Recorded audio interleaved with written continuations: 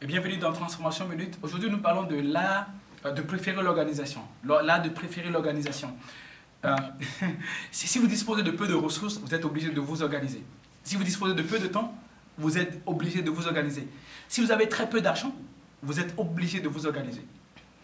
Ce qui se passe, c'est qu'au lieu de s'organiser, au lieu de trouver de meilleures façons d'optimiser les ressources, de faire plus avec peu, nous dépensons ce que nous avons, nous gaspillons ce que nous avons et nous nous retrouvons sans temps et sans argent après.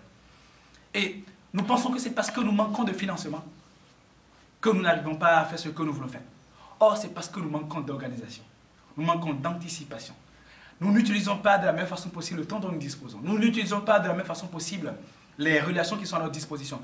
Nous n'utilisons pas de la même façon possible la bibliothèque qui est à notre disposition. J'écris des livres que je vends et les gens trouvent en général que les livres que nous vendons sont chers. Et je leur dis, il y a mon blog qui contient plus de 300 articles gratuits. Il y a mes vidéos YouTube, j'en ai jusqu'à plus d'une 200. Vous avez la possibilité d'aller les regarder. Et les gens n'utilisent pas ça. Et ils ont un poste téléviseur ou si vous voulez, ils ont un ordinateur, ils ont la connexion Internet. Au lieu de s'organiser à faire la meilleure utilisation possible de cette connexion Internet, je ne dis pas de ne pas aller sur Facebook, mais ils sont tout le temps sur Facebook. Et ils n'ont pas le temps d'apprendre les choses qui vont leur permettre d'augmenter leur valeur marchande. Or, l'organisation intelligente permet d'augmenter la valeur marchande.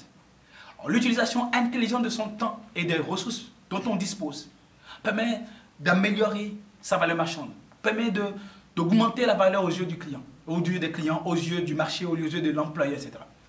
Et au lieu de travailler sur nous pour nous organiser, utiliser intelligemment notre temps, et les aides, et les ressources, et la bibliothèque qu'il y a, et Internet, où il y a des ressources immenses pour pouvoir s'améliorer, développer son leadership, apprendre à vendre, apprendre à avoir un emploi, apprendre à faire des vidéos même, apprendre parfois à parler un peu plus. Au lieu d'utiliser notre temps et Internet pour faire ces choses-là, nous ne nous organisons pas intelligemment et de façon ségrégationniste, parce qu'il vaut mieux utiliser le mot, pour ne faire que les choses qui nous permettront de produire du résultat. Au lieu de faire ça, nous pensons que c'est parce que nous n'avons pas l'appui, la faveur des gens.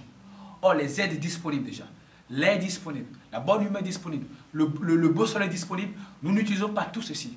Et pourquoi? Parce que nous ne sommes pas organisés. Ce n'est pas parce qu'il n'y a pas les ressources, c'est parce que vous n'êtes pas organisé. Et si vous organisez que vous n'avez pas les ressources, c'est parce que vous n'êtes pas émotionnellement en état de mieux utiliser les ressources disponibles que vous n'avez pas produire du résultat. Sinon, il paraît que pour faire l'argent, il faut de l'argent. Je pense qu'il y a des gens qui ont commencé à partir d'absolument rien. Je fais partie des gens qui ont créé leur entreprise avec leur bourse d'étudiant, donc je peux vous dire une chose.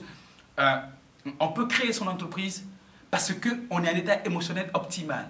Parce que les ressources dont on dispose, on sait se mettre à la disposition de ces ressources-là.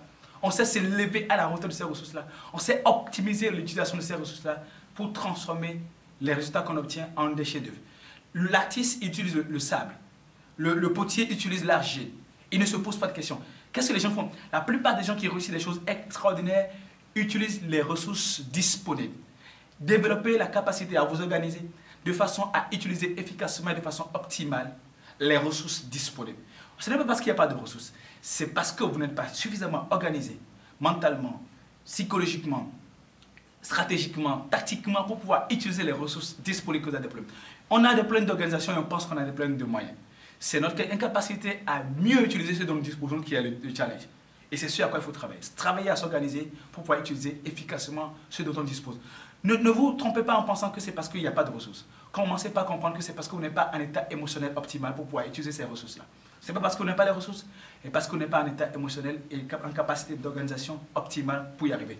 Dès que vous travaillez sur l'organisation et l'état émotionnel, il est plus facile pour vous de voir les opportunités disponibles partout, mais surtout là où vous êtes. Le meilleur n'étant pas ailleurs.